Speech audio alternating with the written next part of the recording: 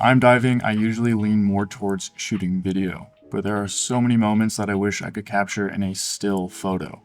So here I'm going to break down one method that I use for creating high resolution stills out of one frame of a video.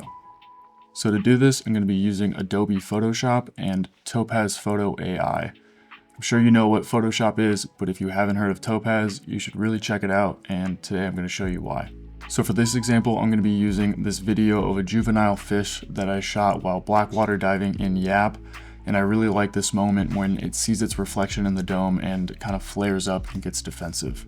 This works best with footage that's shot in 4K and at higher shutter speeds, so there's less motion blur in the original frame. This was shot in 4K 120, so I had a shutter speed of 1/250, and it's already pretty sharp.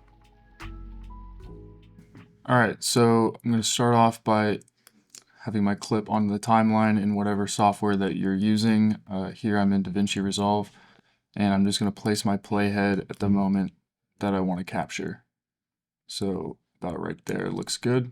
Now I'm not going to go into detail about how to export a frame in all the editing softwares, but it's usually somewhere under the File menu.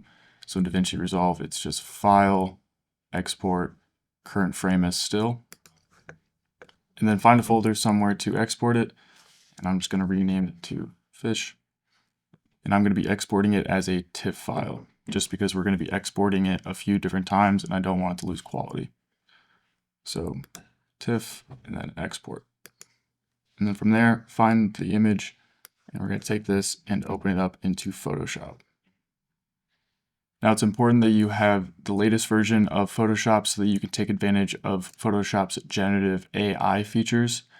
So once you have the latest version in your photos open in Photoshop, for this example, I'm going to head over to the crop tool, and I'm just going to draw a box around my entire image. And unfortunately, when I shot this, the moment that I want to freeze, the fish is kind of down at the bottom of the frame. There's a lot of negative space at the top, and I'd rather be in the middle. So using generative AI, we can just expand the canvas like this until the fish is in the middle. And depending on your image, you might not have to do this, or you might need to make it bigger or smaller, whatever you need to do. But once I've got the box looking good, I'm just going to hit Generative Expand, and I'm not going to type anything in and just hit Generate.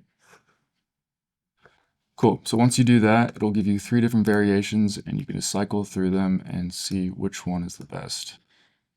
But the first variation looked good to me. And then from there, I'm going to go over here and select both of the layers. Oops, select both of the layers and flatten the image to combine the original frame and the new expanded layer. So that's looking pretty good, and I'm just going to go back into the crop tool, and I'm going to crop it to a normal photo aspect ratio, so something like 4:3. And I'm just going to place it right there in the middle. And here you can see, because we expanded the canvas, we have a lot more flexibility in what our final composition is going to be. So maybe something like that, or maybe a little bit more framed up. Yeah, cool. And then now at this point, I'm just going to go in and remove a little bit of the imperfections. So using the spot healing brush, just going to clean up some of this backscatter. But thankfully there's not a ton here. I think that looks fine. Cool, so now we're going to bring this photo into Topaz Photo AI. And to do that, just go to File, Automate, and Topaz Photo AI.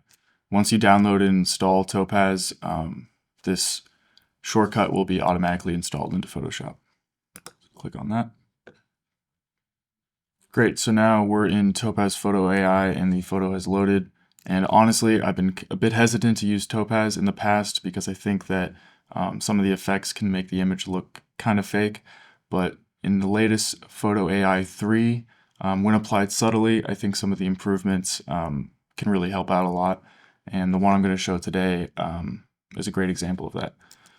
So when your photo is first loaded in, you'll usually have two default denoise and sharpen layers are automatically applied. And I'm just going to delete both of those for now and head into their new super focus option. Click on that. And I'm going to use the medium sharpen strength as well as the large preview control box. And if you just click on the subject or the main focus point of the image, so here it'd be like the fish's head, if you just click on that and let it load, it'll give you a preview of what the final sharpening result will look like. Let's just give it a few minutes. All right, so now the render preview is finished, and you can see if we zoom in here, we've got a much more detailed shot of the fish. And if you, on Mac, if you hit the backspace or backslash button, you can see the before and after. So it just kind of smoothed everything out and also sharpened things, and it just looks a lot more high resolution. Cool, so I'm happy with that. If your image looks really fake or not sharp enough, you can always go into the sharpen strength and either choose the low or the high. You can also play around with the focus boost if the original shot is out of focus. But here, I think this is looking good. So I'm just going to hit render. And this can take a while, so I recommend just going off and doing something else for however long it takes. It'll usually tell you, but sometimes it takes 10, 15 minutes. So just leave it and go do something else. All right, so super focus is done rendering, and you can see here we're left with a much more detailed photo of this fish.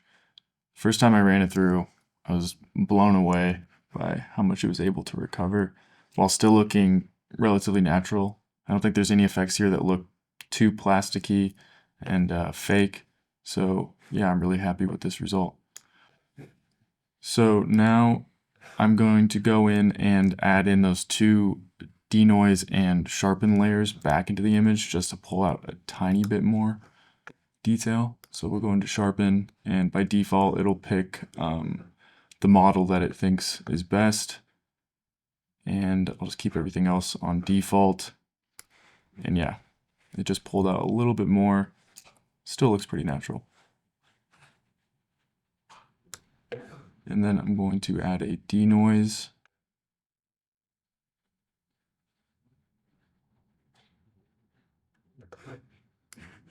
Still looking good. One thing I do like to use in denoise is the original detail slider, and I think that bumping it all the way up to like 75 is a really subtle but good way of retaining some of the detail that was there originally. So I like to keep it around there, and that's looking pretty good. And then the last thing I'm going to do is upscale the image. If you start with a 4K image, it's around 9 megapixels, I think. So I just like to upscale it. Just times 2 is fine. And that's looking good. Double check everything. Wait for it to load. Yeah, I'm happy with that. So we'll just go down to export to Adobe Photoshop, and it will bring it back into Photoshop. Cool, so from here, we'll have our layer with all of our Topaz adjustments, and you're basically done, but sometimes I'll go into the camera raw filter, and you can make any more adjustments that you need to the color, but here I like to just add a little bit of texture. That way I can blend some of the effects if they didn't come out as natural as I wanted them to. So just a little bit of texture and possibly just a tiny bit of grain, just again to make it more natural. And anything that I missed, imperfections, can also be cleaned up at this stage. So I'll just go in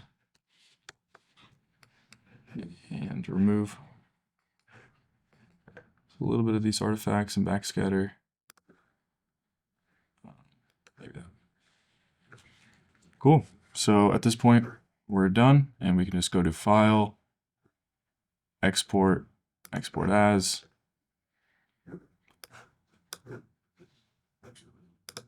I'll choose JPEG and bump up the quality.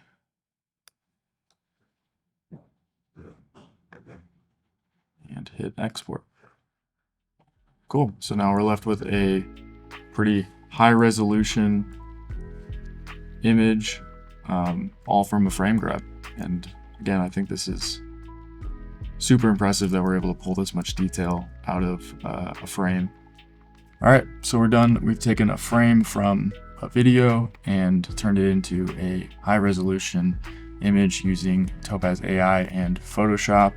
I will say this does not work on every single frame. You're just gonna have to experiment with your video and see if it looks good. But if you liked this kind of tutorial, let us know in the comments what you want to see next.